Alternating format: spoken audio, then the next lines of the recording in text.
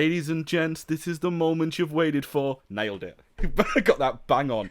Welcome, I am Matty Deller. We are the Wrestling Movement, and this is your review of Backlash 2020, the musical. Not really. It's it's. And why am I here? Well, the reason you are here is because we are going to talk about the greatest wrestling match ever. So I've brought with me the greatest Welshman. No, the greatest Tom. No, this is Tom Jones and Tom Cleverley and Tom Kearney as well. The greatest Welsh Tom Walton. It's Tom Walton. Woo! Yeah, the greatest of something. There we go. Take it. I know what I am the greatest on, but we'll get to that. This is a TWM podcast and a video on youtube.com/TWM Wrestle, bringing you content from all corners of the wrestling world, news, reviews, and interviews available on YouTube if you're watching us right now, or you are listening to us over on Spotify, Acast, Podbean, TuneIn, Stitcher, Deezer, and all places you can download and stream podded material. If you are watching us and you haven't subscribed, why not? I beg of you, please subscribe, turn on notifications, and smash that like button so you don't miss an episode. We are slowly but surely crawling our way up the subscriptions, and we thank you very, very much for everyone that's been spreading the word of all the fun content we've been doing over at TWM, as I struggle to have my script in front of me because my phone keeps turning itself off. Anyway, the Wrestling Movement is brought to you by We Love Sport. It's a fantastic app available on the Apple and Google Play Store that help you find your nearest sports bars and pubs that are showcasing the latest WWE events. Obviously, at the current time, not likely to happen. Stuff is slowly opening up again in the UK, but we're probably not going to be all inside a place having a few brewskis watching the graps until at least, I don't know, the end of the year, if not 2021.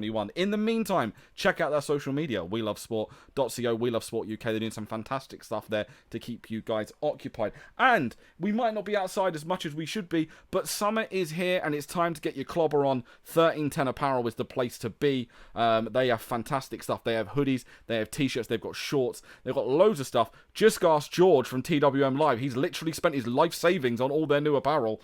They love us now for that. If you want to get 25% off, you can use the code just like George did, TWM25 at checkout, 1310apparel.bigcartel.com. You can follow them on Facebook and Instagram at 1310apparel and Twitter at 1310app. One more time, TWM25 for 25% off at 1310apparel.bigcartel.com.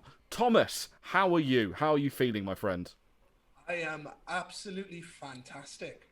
Lovely. I'm feeling good. It's been a busy few hours. Of course, we had Backlash last night that I watched, and I immediately then got up, made some breakfast, and then watched the New Japan show. So my standards of wrestling compared to last night have drastically gone up tenfold. However, we have got a lot to discuss, a lot to run through. So without further ado, before the actual event starts, let's have a talk about some of the little things that happened beforehand. First of all, on the pre-show, Booker T openly said that Nia Jax is hurting people in the ring. Nia Jax hurts people in the ring? Whatever do you mean? It was just, it's Booker T, so I'm not shocked or surprised that he just immediately came out of nowhere and just went, Nia Jax is unsafe, because this is the man that I think on his first pay-per-view turned around with John Cena and went, with limited skills and abilities. Honestly, I don't really need to express my views on Nia Jax anymore than I already have in the past couple of months. Yeah, that's fair. That is totally fair. Yeah. We did hear the Miz and Morrison 80s power ballad in full, and it is a bop.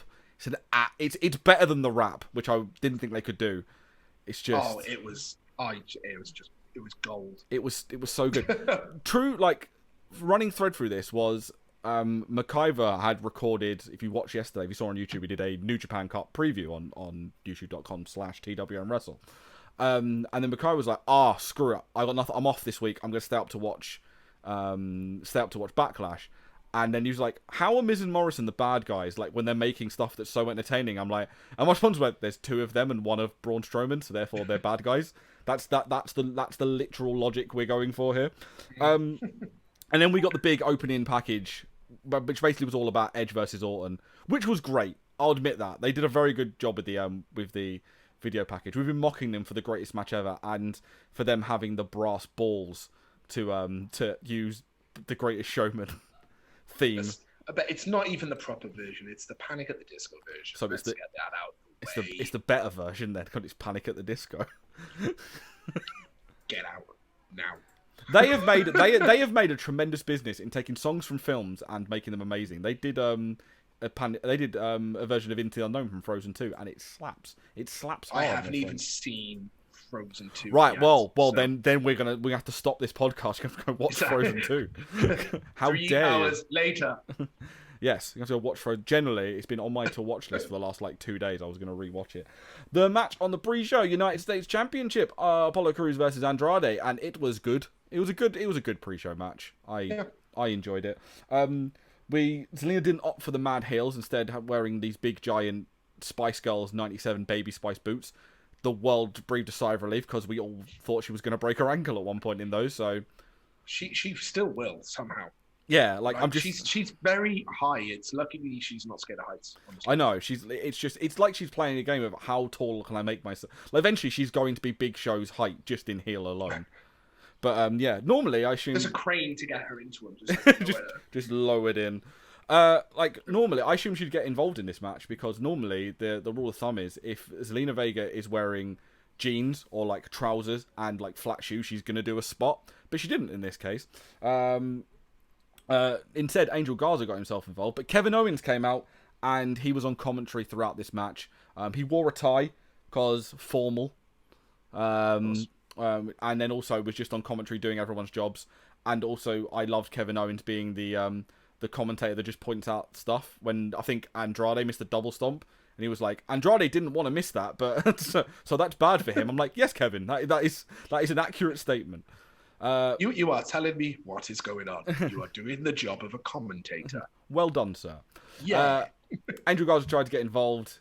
He got dropped with a stunner on the outside, and then surprisingly kind of comprehensive. You think it'd be a little bit back and forth or a mistake. It was literally go for the hammerlock DDT, no, reverse, toss powerbomb. Still needs a better name. I don't like the name toss powerbomb because it just doesn't sound like a name of a move. And then Apollo wins. So yeah, that pretty much means Andrade's done in that US picture. So honestly, you'd want him to go after. You'd want him to have main title picture now. But the thing is, he's obviously already had run-ins with Drew in the last couple of months, and he really wasn't made to look strong. So I don't think that's going to be the right move for him. Yeah. So there's one of two ways they could go. They can either have Garza and Andrade go after the tag belts, which was what they were doing at Mania. Before obviously Andrade was out, and then they brought in Austin Theory instead, or you turn Andrade face, which is another possibility. I think they wanted Andrade as a face for a while, didn't they? And then they went back on the thought. They're always trying to fill that Rey Mysterio gap of the Hispanic babyface. They have Rey Mysterio, so you don't need a unless they do turn them both face and then have Rey Mysterio team up with them randomly because you all know how they want to fill in the Mexican kind of. Yeah, it's one of those things. They're trying to fill that Hispanic face quota because Rey Mysterio is winding down his career. Unless it's going to be Dominic, but as we all know, he's not Rey's son. He's Volta's son. We've had this chat many a time. I thought he was Eddie's son. I'm so confused. But we said he's everyone's son except Rey Mysterio's. Yeah. This is what we've settled on.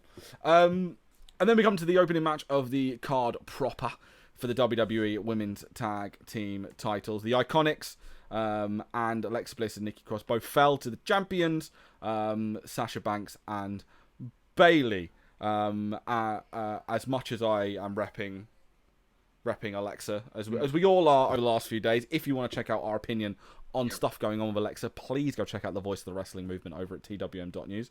I wanted the Iconics to win, but however, this was a fantastic opening match. Fast, quick moves, and they picked up the thing from NXT because now that when they're doing triple threat tag matches, they're having 3 people in the ring rather than 2, and then a team on the outside. Yeah, I mean, triple threat tag matches should always have been that anyway. It just makes sense. It's in the name, triple threat. Yeah. I mean, obviously it gives people, when they do only 2 in the ring, it gives people the rest on the outside. But no, I want a triple threat. Make it different to normal. Really good opening match. It reminded me of the women's tag title match at Mania was a great opening to the whole show. And I think they found a lovely spot for them there. Yeah, it worked really well, really fast paced. Again, I'm banging the drum of when people say the Iconics can't wrestle. They are wrong. Emphatically wrong. Very, very good. The back and forth between Peyton and Sasha was really, really good. It flowed so much better because of the triple threat rules. in out, big moves. It seemed it was very junior heavyweight. Like, I know that sounds like I'm giving a big comparison to call like, but it was very like junior heavyweight opening match tag, big moves, in out. They had like a car crash spot with Peyton Royce, like crossbody, trying to do the Big E spear with a crossbody. She did kind of get caught up in the ropes, but she got enough that they could all go down. It was close. It was close to her just getting caught up in the ropes massively. Bliss and Cross hit their version of 3D, which they need to use more often because it's a really nice move. That flapjack like complete shot move, and then she hits Twisted Bliss, but then really quickly, Banks just comes in, spins her over, rolls up Alexa Bliss, and picks up the win. So looks like they're elongating this whole thing between Bayley and Banks. Keeping them as a unit. We're all still waiting keep them chance until they have an implosion, probably in the next month or two, as I said during the predictions. Yeah, we'll get to that because I know you're going to humble brag anyway about that towards the end of the show. It's interesting though because obviously they're going to face Tegan Nox and Shotzi Blackheart on NXT, with basically the entire world now. Well, I would say the entire world. I'm referring to basically you, Reese, and Mike all begging that Tegan can win her first bit of gold in WWE. Please on Wednesday. But like, it leaves very little teams left because there's at the moment there are. Or if you don't count Carmella and Dana Brooke as a team, but then again they kind of split up at Money in the Bank ish, and they've not been on TV. Those are the two teams they've beaten, unless you're gonna like have some sort of big money match now where the SmackDown Women's Champion and her partner are going to face the Raw Women's Champion and her partner for the tag belts at SummerSlam, which would be... I wonder who that could be. Yeah. But there's only one person to all this. Charlotte Flair. I was going to say... I was talking about the Kabuki Warriors, but if you saw last night, Rich was live tweeting and was just insisting that every match would have been improved by Charlotte Flair. Actually, the only one he said wouldn't have been improved by was Lashley and McIntyre because she would have got hurt. Oh God. Yeah. We then had Sheamus over Jeff Hardy. The highlight of this for me was Sheamus shouting at Jeff Hardy, "You piss on me!" Technically, he didn't. Just gonna put it out there. He didn't piss on you. He threw piss on you. And the crowd. Technicality. I was going to point out, by the way, that someone needs to basically, like in their classes at the PC, can someone there, I don't know, whoever's about in those classes, or Robbie Brookside or whatever, can you sit them down and get them to watch a decent progress chapter so they know how to fucking chant? I've heard this. Like, to be honest, there have been some times where you're kind of like, all right, they've been decent, but a lot of times they do sound like they've pumped in noise from something else. Well, they did in the main event. We'll get onto that later. But yeah, they just need some personality behind it. I've said this from the start, is the way that AEW have done it, having their talent at ringside, they bring their own personality to ringside. Yes. And it's helping to build characters. It would be absolutely brilliant. Let's build some of these NXT characters. I mean, you got like Shotzi Blackheart in the crowd, completely ignoring that she's there, and yet she has bright green hair. You can't miss her. Add some personality. Have her sitting in a tank. I have just driving around. I have a problem with them using actual main roster NXT talent and just having them as faces in the crowd. Like, if you're gonna do that, have them wear hats. Like the fact they had Indu Sher, who destroyed a team, and then just had him in shirts and like wrestling shirts and clapping. They weren't doing that, but but like it's just I've teach like they do think of some creative stuff. Like they were doing some creative chants, but some of them it's just they're trying stuff and it doesn't work, and they clearly don't like. Watch a progress show. You'll learn how to chant. I would love that if they just start doing. He's got no fun on his dick for no one, no one in particular. No, not that one. Also, Jeff Hardy's shirt disintegrated at an alarming rate. Pretty much, they took. You had the shirt at the beginning of the match, which resembles Jeff Hardy's back at the beginning of his career, and as it went through, it just disintegrated into that. It was just basically, it was like he was wearing a scratch card as a shirt because he just fell off. It's like he was slowly being pulled away, and it's like, oh look, I've won 50 quid on the back of Jeff Hardy's back. I can imagine going into a corner shop, just go, I'd like to cash this in, please. just holding Jeff Hardy, just throws piss at the no, not appropriate. This match was okay. Jeff got broed as he ran off the rail, and then he got broed again in the ring, and then they basically went, well, he's a failure. He should basically just retire and go into rehab again because he lost the match against Shane. They were really harsh on him. They were like, he's come back and it means nothing. Isn't this like the first match he's lost as well since he's been back? Yeah, it's one of those, it's like his career's done, retire, leave. Basically, this was Victory Road 2011 again, but worse. They were laying it in because like the story doesn't make any sense. Because basically, the story is Sheamus, the heel, ran over Elias and framed Jeff Hardy for it, then humiliated him in public by making him take a piss test. And the only thing Jeff's done in revenge is throw pee in his face. And then the way it happened is that heel won. So basically it is, no matter how hard you try, no matter how hard the mountain you climb, if you're a giant man, you're going to always win. Yeah. Yeah, it was okay. I've got a feeling these guys have got a lot more intact. Well, you've got Extreme Rules coming up. Well, I don't know. Maybe that's the problem. Jeff didn't have anything in his tank because he unloaded it all on Sheamus. Yeah, I can't wait for tables, ladders, and urine. Extreme Rules. I'm so happy I said that while you were taking a drink as well. Delighted with the outcome. Speaking of Extreme Rules, that logo is awful. I like it. I've looked on Twitter and there's a lot of love for it, to be honest. It seems like it's just going to be based a lot around Jeff Hardy because it's very Hardy colours. But yeah. Two, it looks like a logo from like a 90s, early 2000s CBBC show. Hey, love that. It's like, generally, it looks like Extreme Rules is going to be hosted by Dave Benson Phillips. I wouldn't be against it.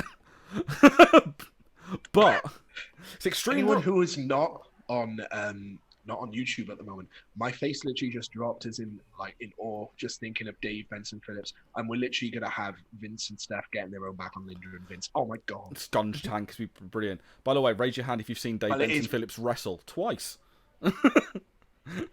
I saw him when he was in his prime when I was a child. So. Oh, well, I've seen Dave Benson Phillips give a Stone Cold Stunner to Los Federales Santos, so I believe I've won that one.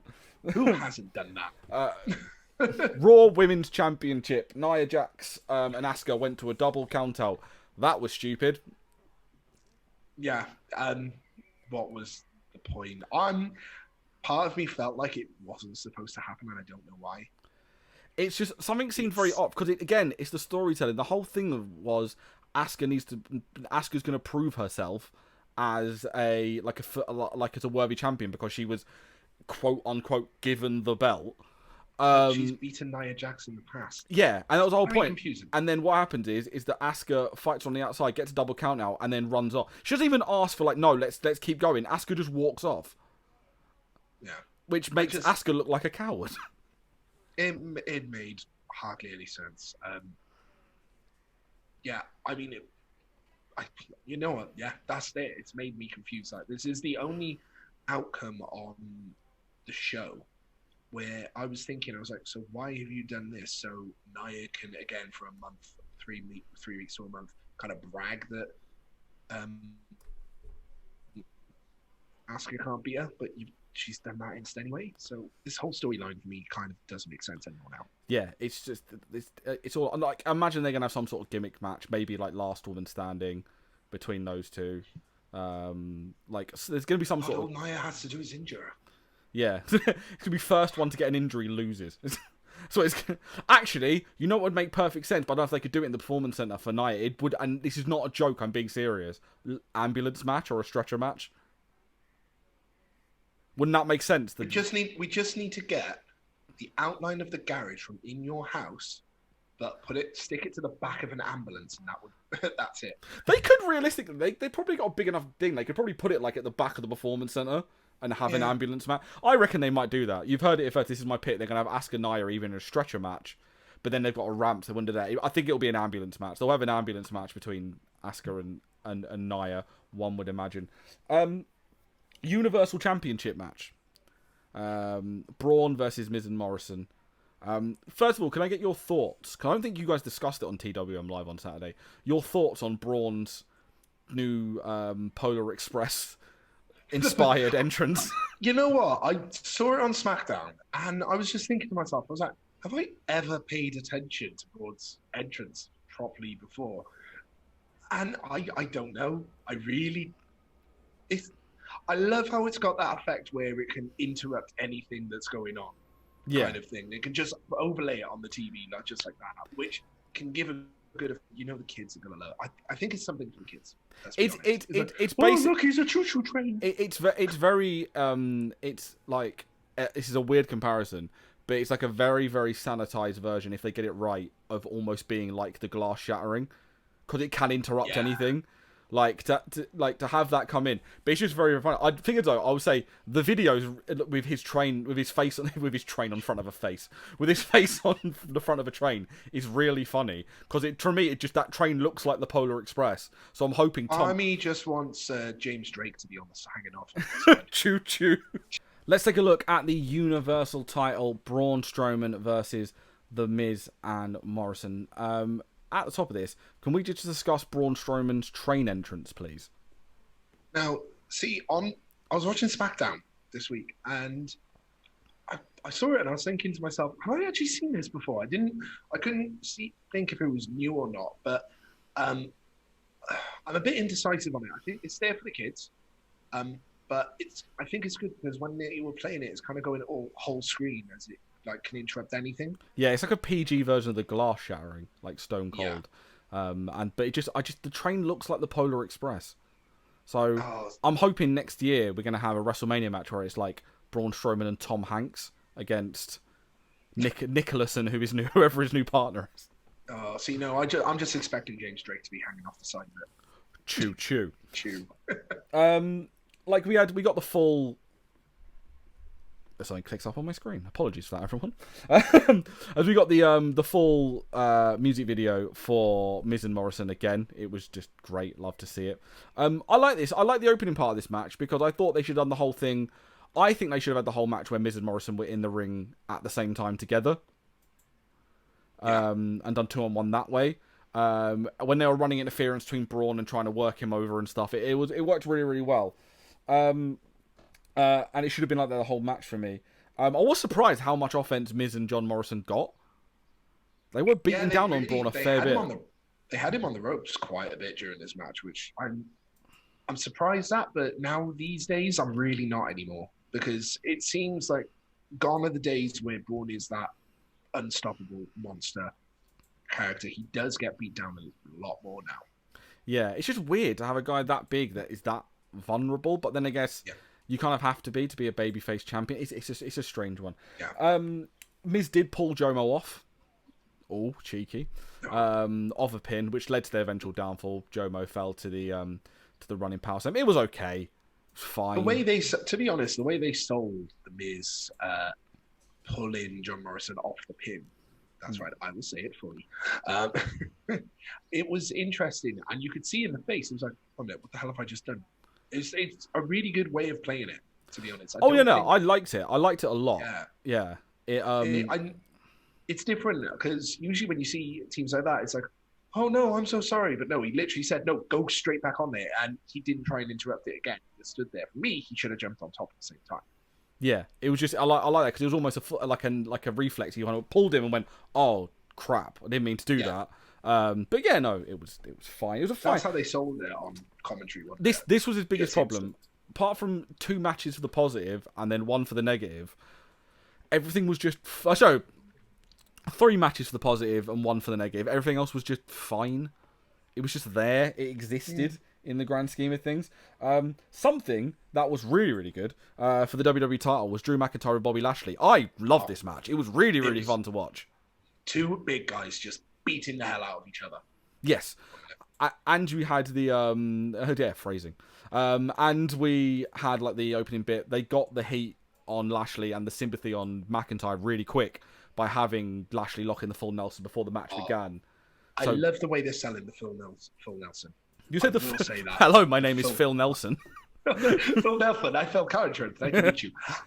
No, the way they're selling the full Nelson again, as if again it is like a master lock again, because people have used a full Nelson over the years since the master lock challenge and such. And now that Bobby Lashley's using it again. He's getting it over. It's his devastating move. I can't remember who's talked about it before. I'm pretty sure it might actually be Jake the Snake Roberts. He talks about how simple it is. No, actually, no, it's Paul Heyman. How simple it is just to get a simple move, but have that person be the only one who uses it, and it just end people. You can do it with a headlock, for example. Just have the headlock, have that one person use a headlock, have it to win matches, get the move over. Yeah, it's a headlock, but suddenly it's a devastating headlock. They're doing it with the full Nelson. Think about the DDT when Jake the Snake came out with it. Devastating move. These days now everyone uses it. But the thing is though, if you have it right, like for example, when Alexa Bliss was a heel, I know I'm bringing it up a lot, but she used the DDT as a finish. Yeah. And it's because it's one of those things where everyone's like, well, everyone's kicking out of DDT. The difference is with that is that you got to think about it not logically but kayfabe. Whereas like other people will do a full Nelson, Bobby Lashley has perfected it and he's got the master of it right. Whereas with a DDT, other people might be using DDT but they're dropping her. Alexa Bliss has like the short, like the body frame and the torque to proper drop someone and knock them out of it. It's all about context, and like you are right, if you build it up and make it like, well, this isn't any I've had to like do an M&S advert, this isn't any ordinary full Nelson, this is a Bobby Lashley Phil Nelson. Yeah, no, I think, and it also helps with the person selling it. Like Drew's brilliant at selling it. For example, I'm going to say the example of Sammy Guevara selling the Twist of Fate. Oh my lord! Yeah. Well, looking at an AEW, I remember like having my head in my hand when they debuted the Judas Effect, and I went, "It's a freaking back elbow. Like, how's that good?" But the way Jericho's doing it, where he's like, just the way he's viciously hitting out of nowhere, it's a believable finisher because you can tell that he is trained in striking. He is trained. They showed a video of him training with MMA and showing how to hit a back elbow. So it's not that he's hitting a normal back elbow that everyone else does. He has perfected that move. Yeah. So it does work really, really well. One thing though, you said they did batter each other. Did you bite for a second when Drew had Lashley up that he was generally going to hit a tombstone? It's just like, go on, do it. He had him. I was like, oh, he's gonna lift Owen. No, he's probably. They're gonna let him hit a tombstone. Oh no! And then he just rolled out. I'm like, damn. I got my hopes up. Do it, you cowards. I will say though, for two big men, that counter, the Lashley spear countered into Kimura, was beautiful. There was some great this for me. Oh, you know what? I don't know if I can say it's the best match on the card. Oh, I don't know. It's up there. I believe by the end of the show, we'll have a look at what one didn't. But for me, it's definitely up there as well. Lana then comes out and just starts yelling at the ref, "You cheated!" Which just... I said this on Twitter. I did tweet this yesterday. I was like, remember a few years ago when Lana was like this devious genius manager that had like this monster behind it? And now Lana, well, according to WWE, is just the stupidest person on the roster. Okay, yeah. I remember crowds chanting for Lana, like, all the time. Yeah. We loved Lana. And they have ruined that character. They have ruined her completely now. And I would say it's almost beyond repair, but then you can't, like, it's hard to say then WWE, but it's on the verge of it being almost ruined beyond repair. You've got to think to yourself, she's probably on a contract, and they're like, right, we can't let her go yet, because if she goes to AEW with Rusev or goes anywhere with him, they will be money together. Mm-hmm. And we need to keep one of them. Let's keep her. We can ruin her, and also, yeah. I think that's what it's... But then her distraction allowed a Claymore. Really, really good. Just end the Lashley Lana stuff now. Just end it. Just keep MVP. MVP yet again, by the way. Brilliant. Yeah, MVP win. Have her, like, you know what? Have her just be a low-level wrestler in the women's division. Yeah.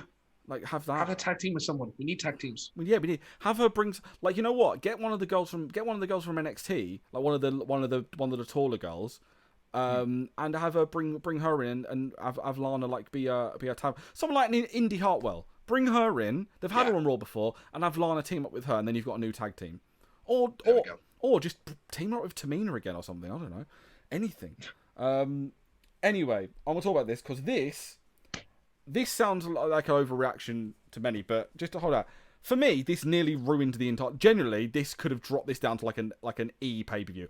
This was awful. However, apparently, me and a few others are in the minority here because a lot of people thought this was great.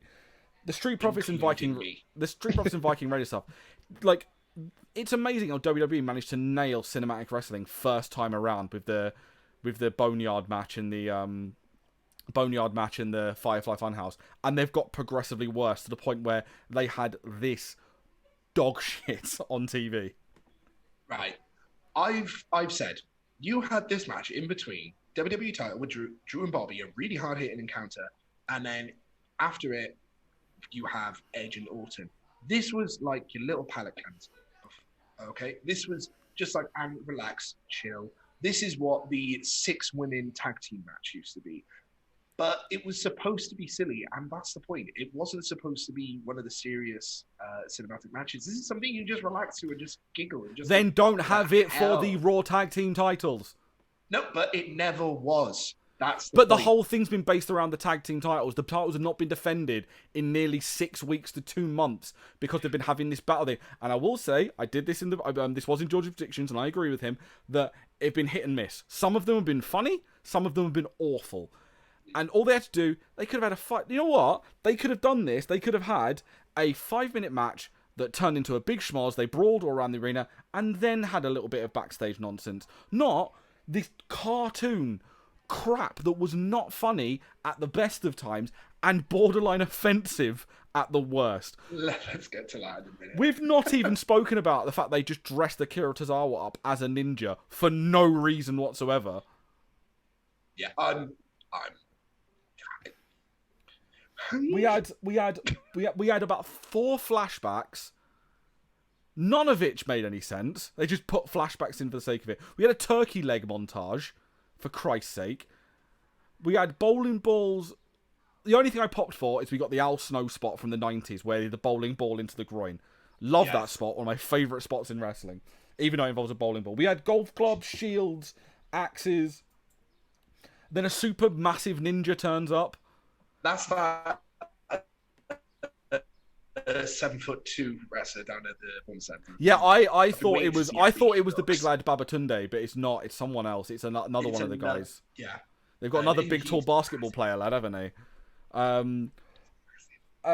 and then it's still going. They brawl into a skip. This deserves to be in a bin. And then there was a bin monster, and then it just ended. This genuinely might be one of the worst things WWE has produced in the 2010s. Sorry. No, this was better than the backstage, the parking lot brawl. This knew what it was. This knew it was slapstick. It was funny. The parking lot brawl tried to be serious, and it just. Ugh. No, that committed a more heinous crime. It wasn't terrible.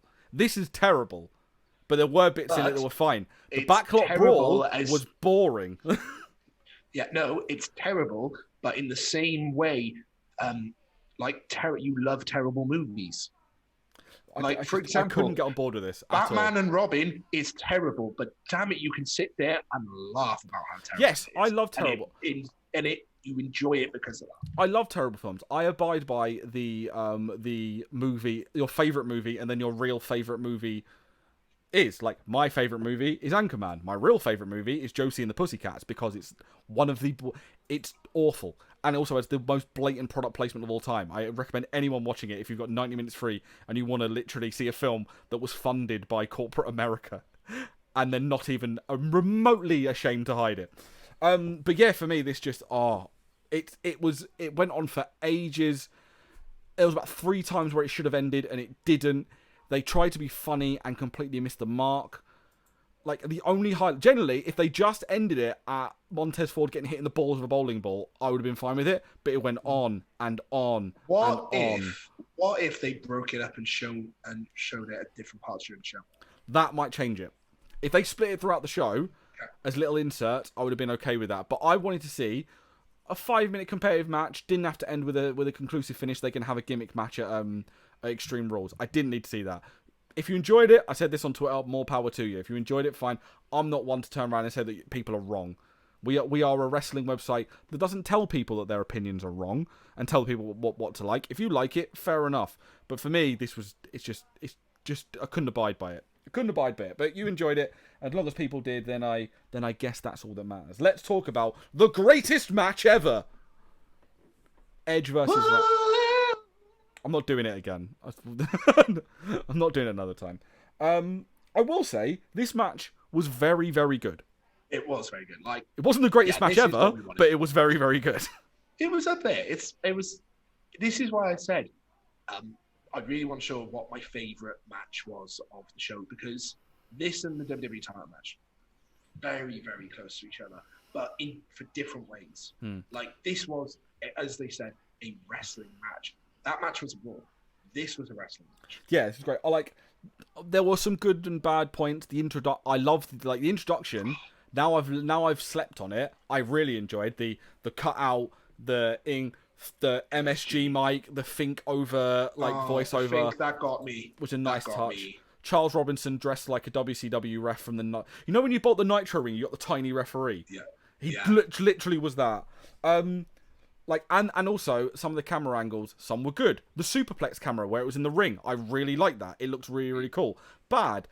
Whoever thought it was a good idea to put a camera underneath a lockup to basically go, guys, this is fake. Look, we can get right underneath it. It's basically the episode of Boy Meets World with Vader. We can look right underneath the lockup. And I'm just like... This is what happens when you filmed it ahead of time and you've got really bored in the office. Yeah. How many camera... And then also, so many camera cuts. Like, Kevin Dunn went into overload without... literally just cutting every single camera, because apparently WWE fans, wrestling fans, have ADHD, so we can't look at more than one generally, again, sit people down, show them shows to the indies where they have one camera and how that's fine. It would have just one camera, hard cam, and then just one roaming camera ringside. Yeah. That's it.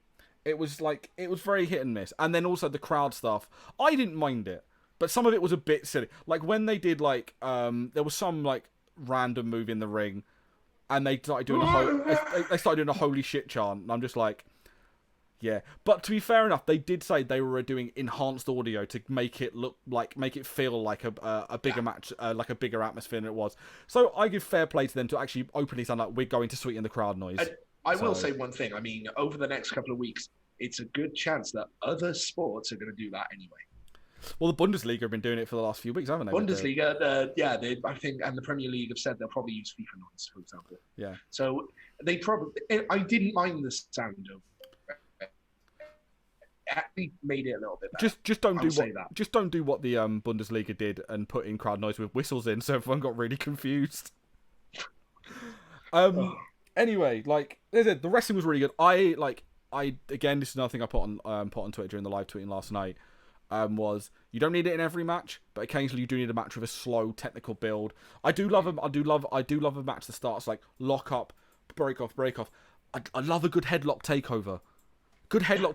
It's just sometimes you need to have them once or twice in a show. I think for us that's just our British wrestling, us being brought up on British wrestling. The international, the old double leg Nelson with Brian Dixon. Yeah. You love it. Orton bled. We got some colour, which was... unless you get a better shot at that cut. It was right above the eyebrow, wasn't it? It looked like a boxer's cut. Yeah. That's how I'll describe it, apart from the fact that his eye didn't balloon up. It looked deep as well. Oh, that's be hurting today. We also then got the brilliant of a close-up shot of Orton apparently saying to Edge, "I'm going to fucking kill you, motherfucker." See, now I watched the replay of this, obviously this morning, because I'm not staying up from 2 till 5 a.m. And I'm pretty sure they kind of silenced him out. When it took a while for me I had to proper listen to it on Twitter, because I missed it the first time because it was 2 But what I don't understand is the fact that this was filmed last week. How did you miss it? I don't think they missed it. I think they just left it in as a thing, didn't they? Yeah. And then they start banging out Attitude Era finishers like their lads on the indies. Love it. Let's be honest. How often have we said we love matches on the indies, and they have just been busting out rock bottoms and stuff at times? Yeah, just rock bottoms. They've done it, and then it happens on here. It's but why are they doing that? It's like they're in a video game and they've saved up their finishers. I saw someone say that on Twitter. Yeah, McIver had a problem with that when I was talking to him. I was like, but it made me laugh, just them banging out pedigrees and rock bottoms and stuff. It's brilliant. It was so weird. You can tell when they did it, they loved it as well. It's so weird. And then the finish, I didn't mind the finish, but it was expected. I think everyone and their significant other turned around and went, the match is going to end with Orton kicking him in the dick, isn't it? With the, well, yeah, pretty much. It was. I said it was going to end with that at the beginning, but he went for the head and arm choke, which is gutting for Lashley because that was his MMA finish. That's why he uses the full Nelson because that was his finish in Impact. So Edge just started using that instead. And then he gets a kick and everyone goes, "Is that low?" Basically implying that he kicked him in the balls. And then he won with the punt, which I was genuinely delighted at seeing back. I got a feeling the punt was coming about 5 or 10 minutes before the end of the match. I think that's the only way it's going to end. It's the punt because it's not. He's going to kick out the RKO. It's the kick out the RKO. It's the punt. Someone did make a point though. Apparently there were a lot of sequences in this match that were stolen from previous matches. For like 3 minutes, apparently, they just rehashed Orton v. Christian. They did the flying nothing into the RKO, which is that is the move that Orton and Christian did. But then again, WWE have had previous this week of nicking things they've already done. So, like I said, very enjoyable. Not the greatest match ever. It's a shame that that Edge is apparently injured. He tore his triceps in this, so I imagine there's meant to be a blow off either Extreme Rules or SummerSlam. It looks like that's not going to happen because Edge is now probably going to be out until next year, which sucks for him massively. Hopefully it's not as bad as first did, but several reports saying that he's messed his tricep and that's usually 6 to 9 months out. So speedy recovery to Edge if that injury is as bad as first feared. Backlash as a whole. Tom, what worked, what didn't, what was your overall grade? Okay, so I'll say the WWE title match definitely worked, and greatest match ever wasn't the greatest match ever, but it was a bloody good one. Also, I think the women's tag team titles have now found their place as well on the card, and it's a great opening match. It's been like that for a couple of times now. Didn't work. I think Sheamus and Hardy. It was just a bit. There was a lot not enough more piss. hype. Not enough piss. Not enough piss. Not enough But piss. no, I think everyone expected a little bit more from that. Braun Strowman and Miz, perfectly fine. I mean, the music video was the highlight for me. But I can't say good or bad. The women's title match. Why a double count out? Just get rid of Nia Jax, please. Yeah. And, I won't say Street Profits or Viking Raiders because they said it's been a very decisive, loved it or hate it kind of thing. Yeah. So what's your overall grade? Overall grade, I'll say, I think it's going to be around about the same as NXT in your house. I'll say a B+. Okay, interesting. Right, for me, love the three-way women's tag title match. Really, really good opener. Big fan of Lashley and McIntyre. Edge and Orton was really, really good. So that's 3 in the bonus column. And then, the Street Profits and Viking Raiders were so bad that I would almost consider that breaking even. 3 good matches were undone by how bad that was, in my opinion. And then everything else was just fine. It was okay. And again, a point knocked off for the Asuka Nia Jax finish. So for me, I give it a C-. You know what? It was just below average. You know what? No, I'm thinking about it. I've given them much more credit. I'd actually say B-. I'd say it's the fact that how surprised we were with Drew, how surprised I was with Drew and Bobby. I was expecting something good, but that was for me exceeded expectations. It's a very good match with it, and we forgetting as well Apollo Crews was Andrade a good match as well. Yeah, I said it was very, very. It was that one thing really soured me on it. If it wasn't for Edge Norton being really, really good, it probably would have been a D or an E. Hated that. If you base it just on the matches, then forget about that whole Raw tag team title thing. It would probably be up to a C. I guess. So it's only like a third of a grade then. Yeah, it was below average, and if I don't count the Viking Raiders and thing in, it will probably be just slightly above, or if not average. Anyway, that is your Backlash review. Thank you very, very much for watching or listening, if you are listening on our podcast platforms of choice. If you want to keep in touch with what we do, Facebook, Twitter, Instagram, TikTok, at TWM Wrestle. We're also on twitch.tv/TWM Wrestle for TWM Live every Saturday at 5 p.m, covering the week in wrestling, playing fun games, all that stuff. Tom did a very, very good job hosting the pilot on this past week. We're going to be going proper from next Saturday, this Saturday coming, I should say, covering all Obviously, things. there will be no predictions contest because you won, didn't? Yeah, you did. You won, didn't you? I literally, the only match I didn't get was the Asuka match. We all got that wrong, but Asuka retained. So I'm taking it as a clean sheet. So Shirley, I'm coming for you. Yeah, so you got Shirley at Extreme Rules, so that'll be nice. Yeah. Like we do have stuff. We're going to be doing another TWM Wrestling Fire Pro gameplay on Wednesday night. Me, Reese, and McIver, I think, are going to be on. And also we've got loads of articles and stuff. We've got a review from Backlash. We've got a review from the latest episode of The Last Ride that'll be out tomorrow. The second part of the preview for the New Japan Cup, and loads of stuff as well. Tom, even though people can see it on the screen, for those that may be listening on podcast, how can they get in touch with you? They can follow me on Twitter at TD Walton. Please drop me one of those DMs. I feel lonely. I don't think anyone likes me on Twitter. To be fair, no one likes any of us on Twitter. You can do that thing now. You can point at your Twitter because it's right below you on the screen now. You can just point. So just point. There it is. I'm there. Matty ID said it's like following TWM, but with pictures of. But with, no, you were doing it right the first time. There you go. Yeah. You can follow me at Matty ID. You can follow us at TWM Wrestle. We are the wrestling movement. We move. Thanks for watching /listening.